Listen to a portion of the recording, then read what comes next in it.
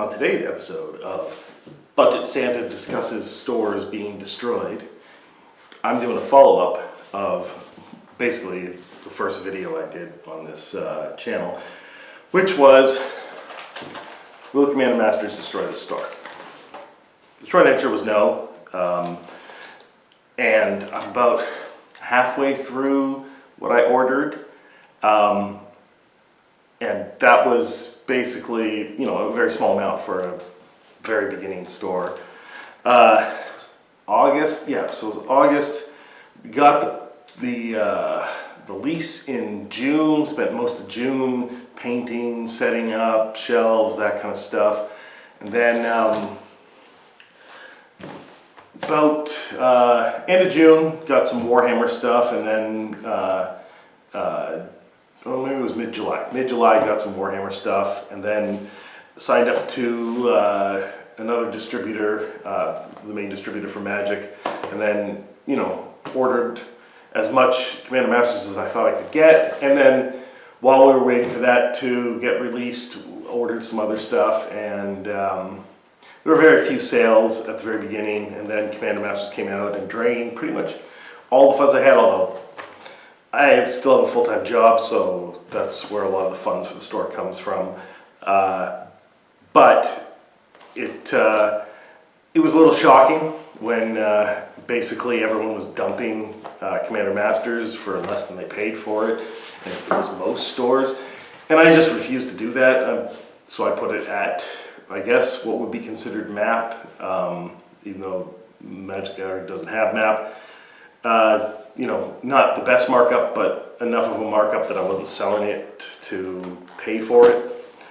And luckily, lots of locals came in to play Magic, and they understood, like me, when they opened the packs, that there was gold in those packs. So they enjoyed opening them. Plus, they really like the fact that there's a store in this town.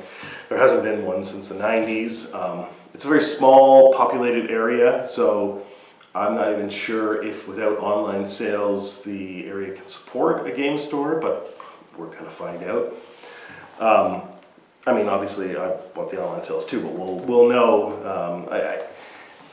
I think I'm hitting sort of like a, the plateau of what the store can be supported by just local sales. And luckily we've had some online sales, and not just of, I guess, difficult to find things. We've had some Warhammer online sales, we've had some board games, Twilight Imperium, and then the biggest thing, so the Tale of Two Boxes is the Commander Masters set box, which, retails, around like $500 if you want a healthy margin, or maybe over 500, I can't remember exactly. But it's expensive, and that's why most players didn't buy it. But then you have this box, and I don't know if anyone watched my box opening of Alpha and Beta. It's on the channel, go check it out. I've been into Sorcery basically since I found the Facebook page by Eric Wolfson in 2020. And I started driving a snowplow because I wanted to see what it was like to plow snow during the winter, and there was a lot of downtime, so I was surfing, different websites, that sort of stuff, and spending a lot of time on Facebook, and came across the Facebook page, and I was immediately intrigued, especially I think the art for Crusade is kind of what got me, and although it wasn't necessarily called that at that point in time, because they hadn't fully designed anything, he was just sort of posting artwork that he had purchased at various times. And according to Rudy at Alpha Investments, Eric had been doing this for almost a decade, basically acquiring hand-painted art as opposed to digital art, and slowly building up the idea of this game, and then brought in someone else to help tweak the design of the game. And over 2020 and 2021, there were more people joining the Facebook page, and there were people that had been there around the same time as me, or maybe some had been there earlier than me. But by the point that it got to the Kickstarter in 2022, there were quite a few people on there. And then when Rudy made his video about Sorcery, the whole thing blew up, and it was a very successful Kickstarter. And 29,000 of the alpha versions of these boxes. Now this is beta. I didn't bring an alpha in. I have a couple. So 29,000 were produced, and they were shipped out this summer. And in August, Canadians got theirs, and by the end of August, I think most of the world had gotten theirs. And steadily, those box prices have been increasing. Now, when I got my Alpha Sorcery, I don't think there still wasn't a Canadian distributor for Sorcery, so I was just breathlessly waiting to find out when there was a distributor. And the day that I found out that there was a distributor in Canada, I signed up to it, but it takes a little bit of time to get signed up, and then there's hiccups always with the changing your password, and when you have DNS hosted mail through your website that's a Shopify store, and then you're using Gmail as the placeholder for your email, sometimes those password resets take hours to come through for some reason, and it was just a difficult process to get the password changed. So then by the time that happened, I put in an order of the starter decks and the play mats, and the Sorcery booster boxes for beta were already sold out by that point. And there were people who had pre-orders up on their websites, the big game stores, even some little game stores. So, I mean, I don't do pre-orders, and I've kind of explained in some other videos why I don't think it's necessarily a good idea. Especially right now, at this point, for my store, it's not a good idea, just because I can't guarantee a certain number of boxes like a large store can. Maybe as a large store, they get, say, 100 boxes, they order 100 boxes, and they know they're going to get at least 20, so they can pre-order those 20, right? That's a smart way to do it. You don't order 100 boxes and pre-order 100 boxes, because you don't know that you're getting that. I mean, lately, people have been, but that doesn't necessarily mean that they always will. So, I asked the distributor if I could order basically a ton of boxes, and I basically decided to spend as much on Sorcery as I had on Commander Masters. So they told me they would do what they could. So at no point did I even know I was getting one box. But they assured me that they were going to get me what I wanted. But they hadn't, that isn't really a promise, so I couldn't necessarily know. And it wasn't until a week before that it was confirmed that all the boxes that I had ordered I was going to get, which was wonderful. And then I made the payments, and it was quite a lot, because I had already made a large order of Commander Masters in the summer, and then had been making orders of other stuff since then, but managed to put the order through. And then Friday of last week, Sorcery came into the store. We immediately made it live on the website.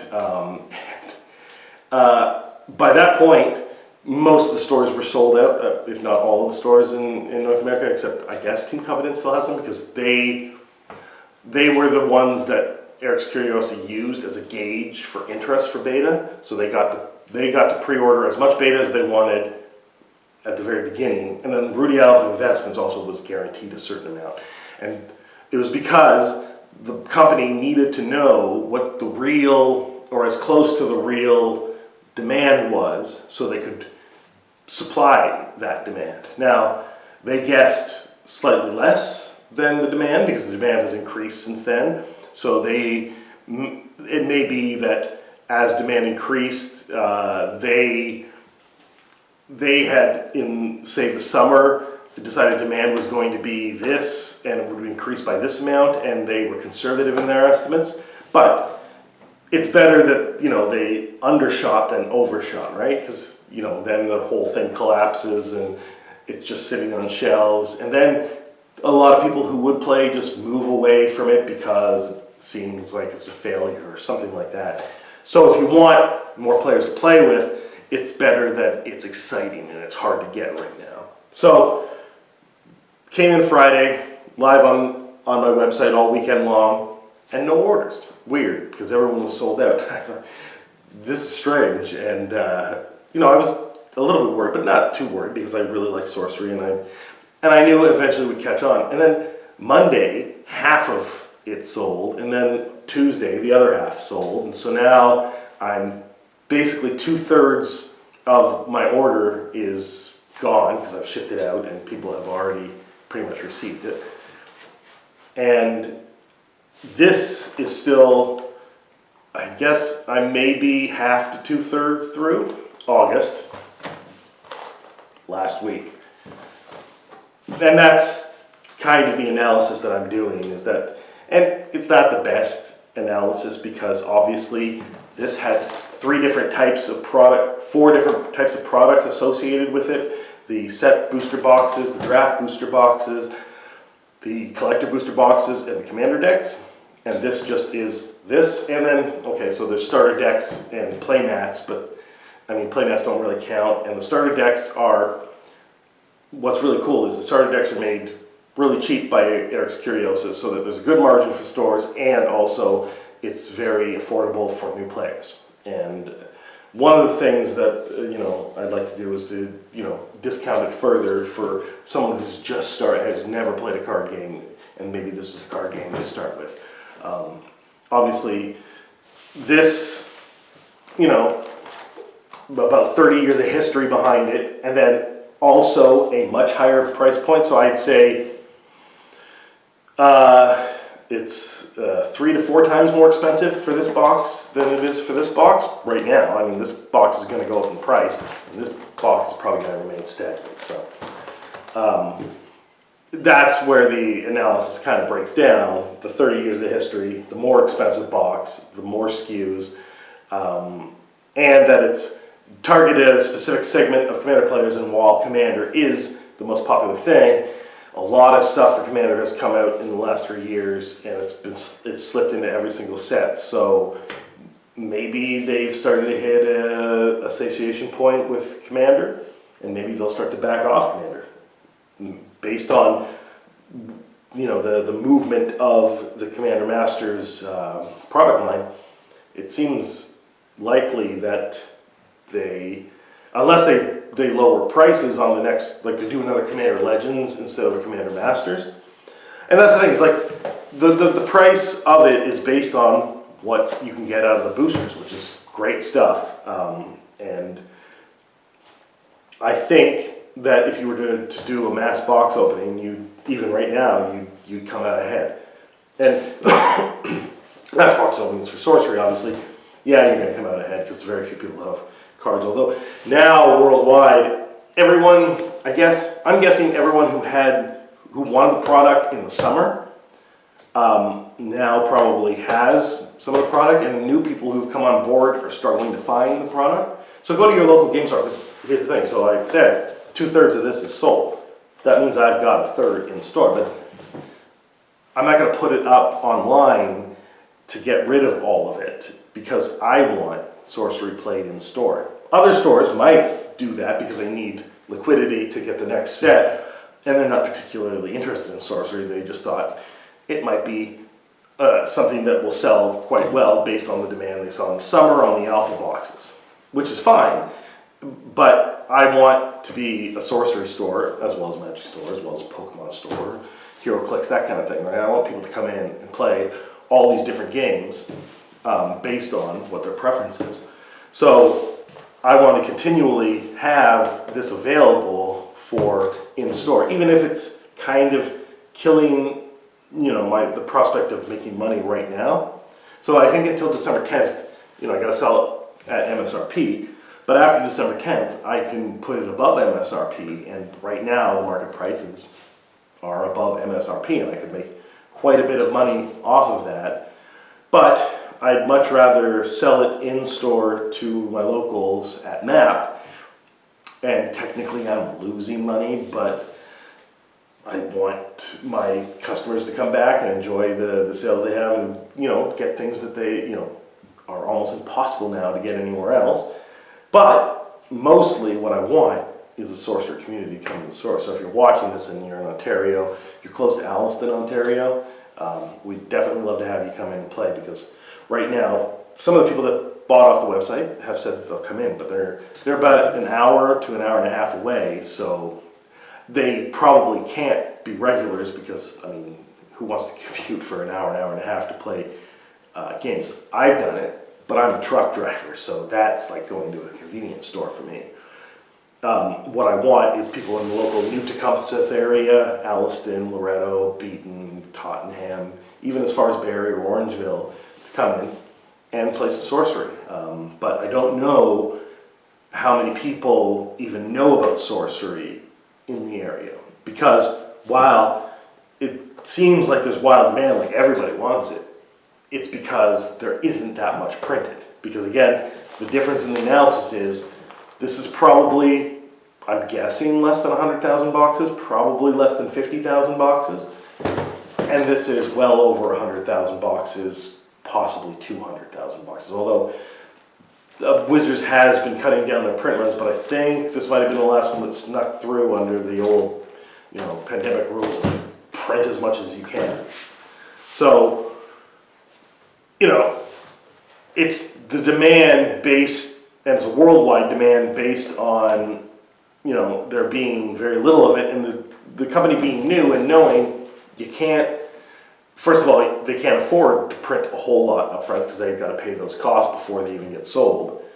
And then, if they print too much, they kill the game, so they've kind of got to gauge interest. And so the interest is based on, it's new, and there's a certain number of people that discovered it in 2020, a certain number that discovered it in 2021, and a certain number that discovered it by the beginning of 2022 and were able to come in on the Kickstarter and got alpha. And then, since that Kickstarter, more and more people have discovered it, and then since the alpha got released, even more so as they saw the wild prices on the alpha boxes.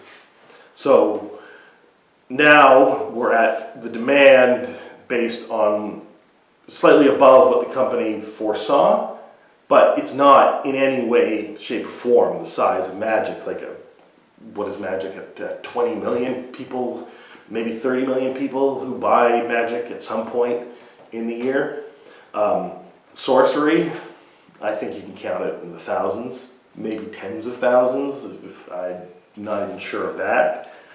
There was 5,500 backers, so it could have doubled since then. So you could be in the tens of thousands. You might be approaching 20,000, but I don't think we're getting to 50,000 even with Sorcery yet.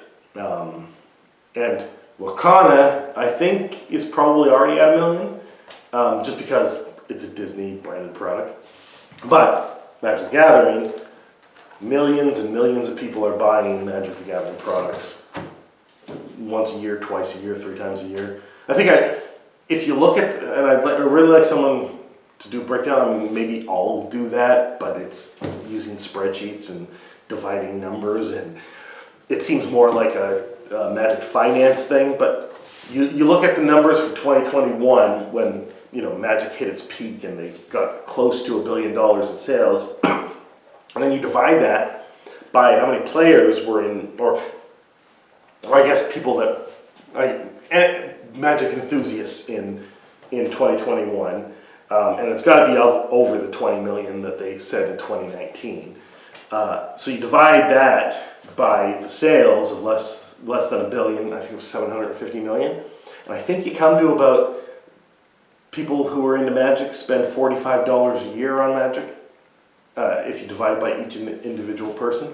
I don't know, is that the mean or the average, or I don't know what that is, but if you think about that as a store, if your expectation is that, people, of all the people in your area who are playing Magic the Gathering or collecting Magic the Gathering, by what, the worldwide sales are based on a per capita thing, they're going to come into your store and spend $45. Now, that's not really what happens, obviously, because there's people that are playing Magic who just aren't buying any Magic. Either they're just proxying things, or they bought their Magic products years ago and they just play at home with their friends and they have no interest in buying any more Magic cards. Either they dropped out because of decisions Wizards of the Coast made, or they dropped out because they were tired of spending, keeping up with Standard. And if you don't keep up with Standard, you can still play casually at home.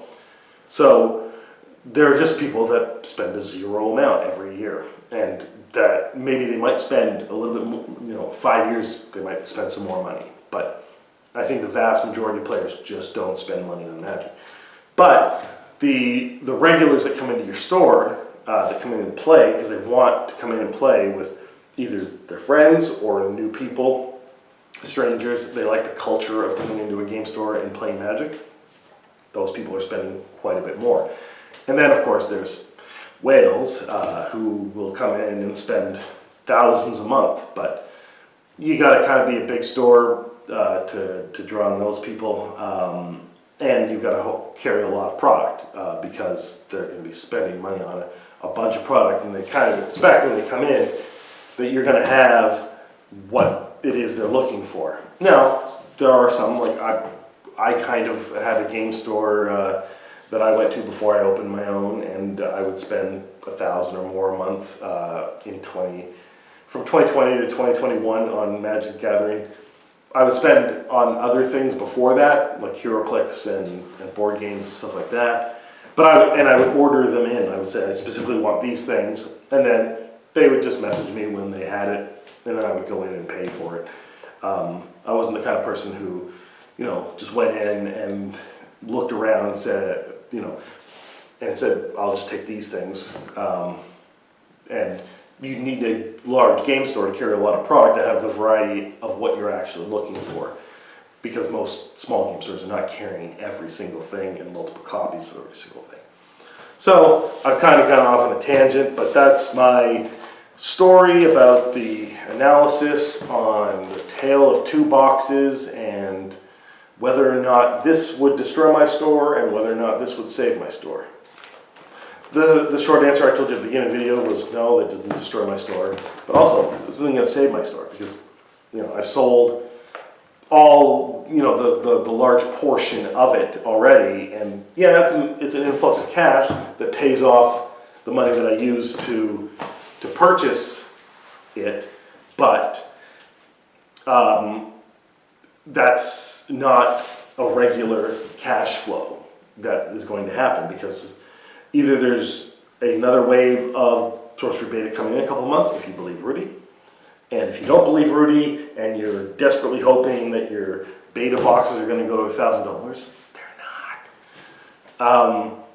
Then you believe that there's no other Sorcery wave coming. So that means I can't sell any more Sorcery Beta once I run out of the in-store boxes that I have. And I gotta wait until King Arthur comes out or the small dragon set comes out. But that's not gonna carry a store for a year. That's gonna help a store out once every few months if they continually put out waves, or it's going to help out a store once a year if they're only going to do yearly releases and not have extra waves, which I think they are. So don't start buying beta boxes thinking they're going to go to the moon, because this isn't the year they're going to go crazy high. If you've got the stomach to hold on to them for 3 to 5 years, or maybe a year or two, you might.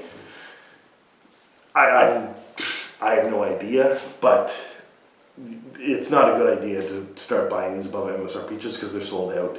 Hopefully you were into the game and you got some boxes for you to open and play with, or you're into the game investing and you got some boxes that you know that you need to sit on for quite a while.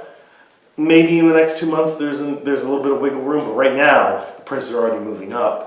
And you don't want to buy on the upswing because there'll be a downswing when the rest of the product comes out, which it is.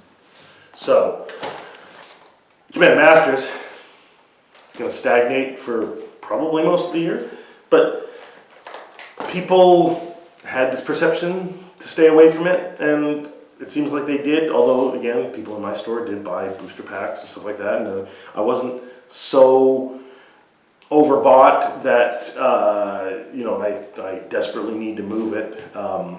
So maybe There's not as much out there as you think there is. You can still get it at distribution, so we're not too concerned. The collector boxes you can't get anymore, like a lot of the sets collector boxes.